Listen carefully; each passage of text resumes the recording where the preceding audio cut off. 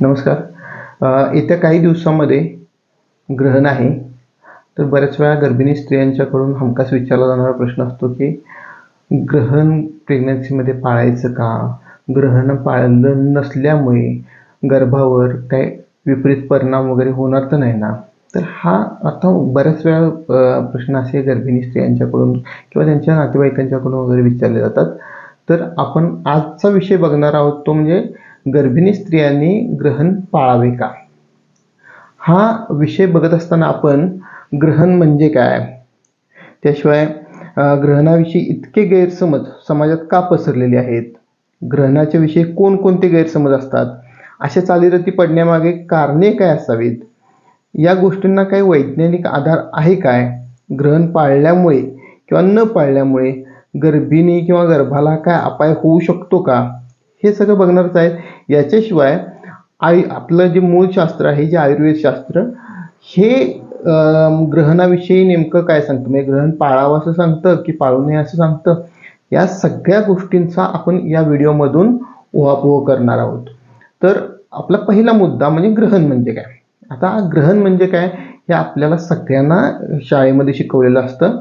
जेव्हा सूर्य आणि पृथ्वी यांच्यामध्ये चंद्र येतो आणि चंद्राची सावली पृथ्वीवर पडते त्यावेळी त्याला सूर्यग्रहण असे म्हणतात. आणि ज्यावेळी चंद्र आणि सूर्य यांच्यामध्ये पृथ्वी येते आणि पृथ्वीची सावली चंद्रावर पडते त्यावेळी त्याला चंद्रग्रहण असे म्हणतात. असे म्हणजे ह्याला थोडक्यात बघायचं झालं तर हा ग्रहण हा एक ऊन सावलीचा खेळ किंवा सावलीचा खेळ म्हणू शकतो आपण त्याला. हे आता आपण ग्रहण म्हणजे काय बघितलं. त्याच्या पुढचा मुद्दा आहे तो म्हणजे ग्रहणाविषयी इतके गैरसमज समाजामध्ये का पसरलेले आहेत. तर मग अशीच बघितलं आपण, ग्रहण म्हणजे जर फक्त सावल्यांचाच खेळ असेल तर त्याच्याविषयी एवढे गैरसमज का पडले म्हणजे समाजात आहेत. तर यातली वैशिष्ट्यपूर्ण गोष्ट अशी म्हणजे जे सूर्यग्रहण होते हे अमावस्येच्या दिवशी होते, तर चंद्रग्रहण आहे हे पौर्णिमेच्या दिवशी होते. या दोन्ही देखील तिथी म्हणजे पौर्णिमा आणि अमावस्या ह्या दोन्ही देखील तिथीविषयी आपल्या समाजात फार पूर्वीपासून एक भीती राहिलेली आहे. त्याशिवाय सूर्यग्रहण हे अमावास्याला होतं. अमावास्या ही बरीच अशुभ अशी बऱ्याच काळापासून मानली जात असते.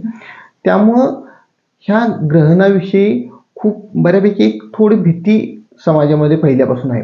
त्याशिवाय आपल्या हिंदू संस्कृतीमध्ये ग्रहणाच्या वेळी किंवा टिपिकल ज्यावेळी सूर्यग्रहण म्हणतो त्या सूर्यग्रहणाच्या वेळी राहू आणि केतू हे दोन राक्षस सूर्याला खातात किंवा गिळतात असं समजलं जातं. आणि या काळात इतर राक्षसांचा प्रभाव जास्त असतो आपल्या वातावरणात असं म्हणजे मानलं जातं. आणि त्याच्यामुळं ग्रहणाविषयी बरीच भीती समाजामध्ये पसरलेली आहे.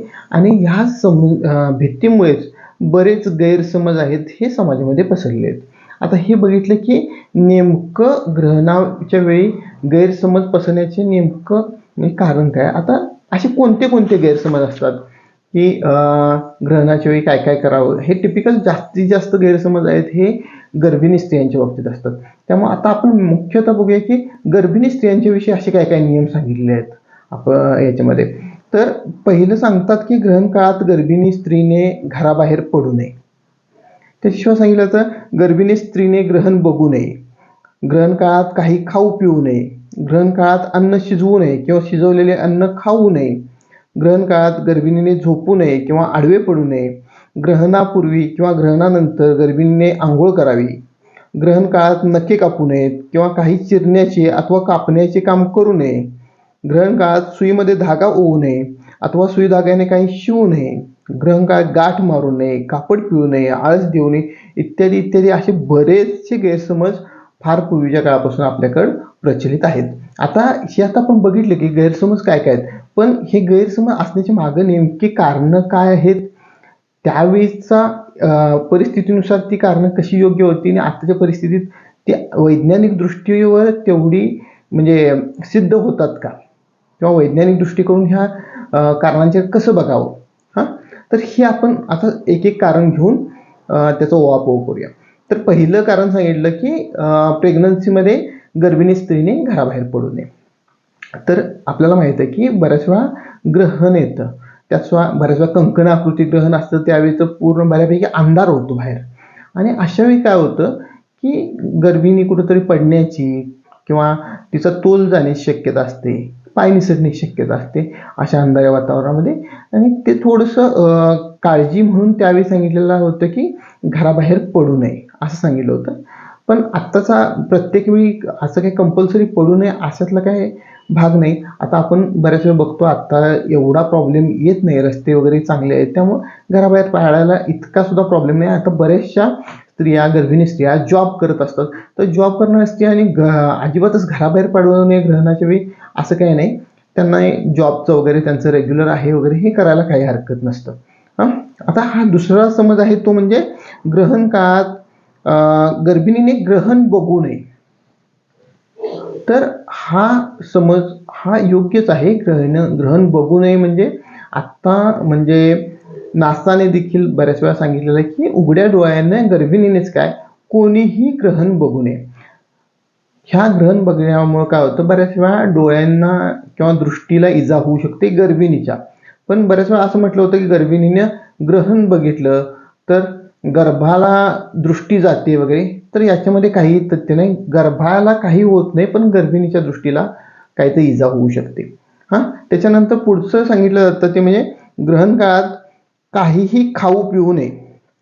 आता ग्रहण काळात काही खाऊ पिऊ नये हे बऱ्याच वेळा सांगितलं जातं, पण प्रेग्नन्सीमध्ये बऱ्याच वेळा हा ग्रहण काळ हा बऱ्याच वेळा कधी कधी 12 ते 18 तास, कधी कधी 24 तासापर्यंत किंवा 12 ते 18 तासापर्यंत लांबवला जातो शकतो. अशा वेळी अशा परिस्थितीत काहीच खायचं नाही, म्हणजे पाणी प्यायचं नाही किंवा काय खायचं नाही. असं केलं तर बऱ्याच वेळा पेशंटला किंवा गर्भिणीला डिहायड्रेशन होऊ शकतं, तिच्या शरीरातलं पाण्याची प्रमाणही कमी होऊ शकतो, हायपोग्लायसिमिया होऊ शकतो, म्हणजे तिच्या शरीरातली शुगर आहे ती कमी होऊ शकते, पित्त वाढू शकतं, पित्त वाढून डोकेदुखी होऊ शकतं, चक्कर येऊ शकते. त्यामुळं असं काही नाही की गर्भिणी काय कंपल्सरी काही खाऊ नये वगैरे असं काही नाही. या काळात गर्भिणीने कंपल्सरी खाल्लंच पाहिजे, कारण कसं आहे गर्भिणीनं खाल्लं नाही तर शेवटी गर्भाला देखील प्रॉब्लेम येऊ शकतो. त्यामुळे कंपल्सरी गर्भिणीने काही ना काहीतरी या काळात खाल्लं पाहिजे. दुसरा त्याच्या पुढचा समज असा आहे की ग्रहण काळात अन्न शिजवू नये किंवा शिजवलेले अन्न खाऊ नये. आता बऱ्याच वेळा मगाशी सांगितलं तसं पूर्वी इलेक्ट्रिसिटी किंवा लाईट नव्हती. लाईट नसल्यामुळं कसं व्हायचं की घरात अन्न शिजवायचं झालं वगैरे तर ग्रहणाच्या काळात थोडासा अंधार पडल्यामुळे अन्न शिजवताना वगैरे काहीतरी प्रॉब्लेम वगैरे होऊ शकतो. त्यामुळे हे नियम केले होते. पण आत्ता आपल्या घरात सगळ्यांच्या इलेक्ट्रिसिटी आहे, लाईट आहे, त्यामुळं आपल्याला अन्न शिजवण्याची काहीही प्रॉब्लेम नाही किंवा शिजवलेलं अन्न खाण्याची देखील काही प्रॉब्लेम नाही. हे आत्ताच्या आपण काळानुरूप लक्षात घेतलं पाहिजे.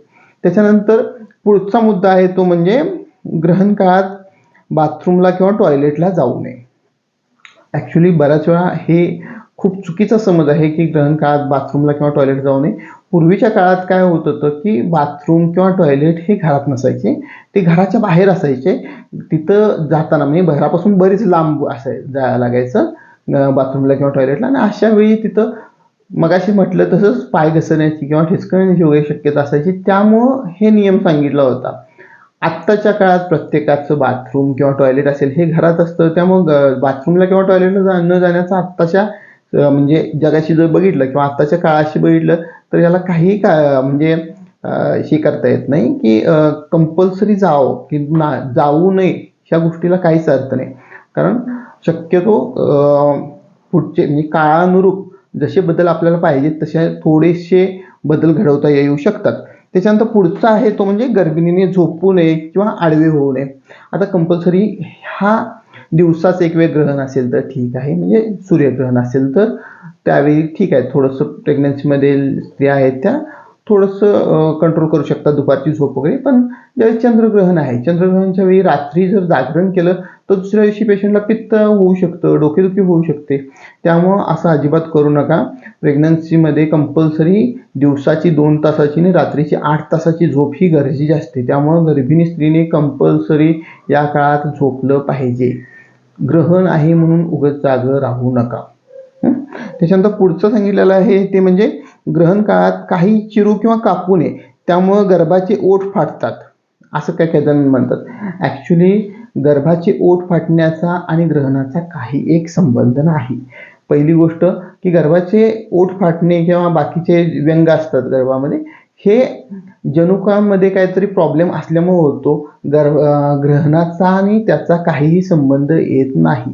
बऱ्याच वेळा आपण असे बघितलेले असतात की ग्रहण नसताना देखील सगळे ग्रहण पाळून देखील बऱ्याच वेळा असे ओठ फाटलेले वगैरे पेशंट येतात, आणि ज्यांनी ग्रहण पाळलेलं नाही त्यांना तर काहीच होत नाही.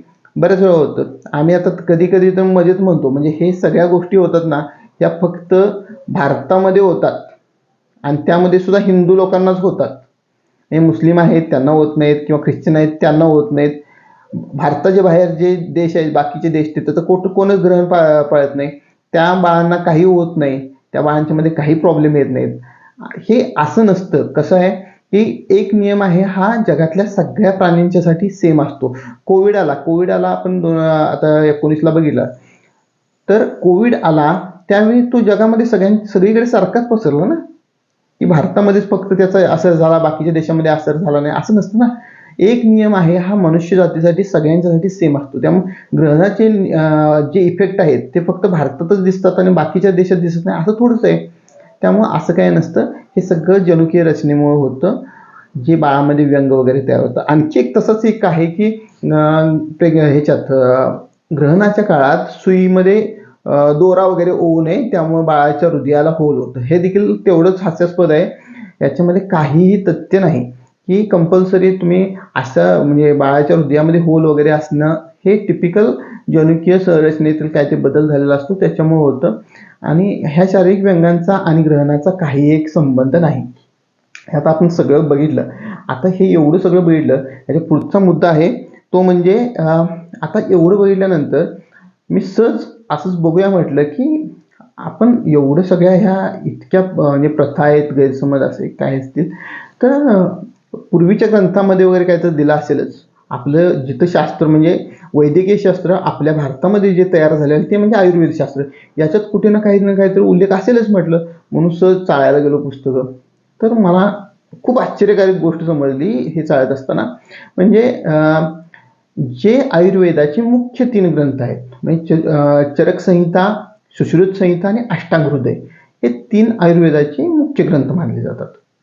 ह्या तिन्ही ग्रंथांमध्ये ग्रहण पाळावा असा एक देखील नियम नाही, किंवा ग्रहणाच्या वेळी हे करू नये किंवा या गोष्टी करू नयेत असा कुठलाही नियम दिलेला नाही.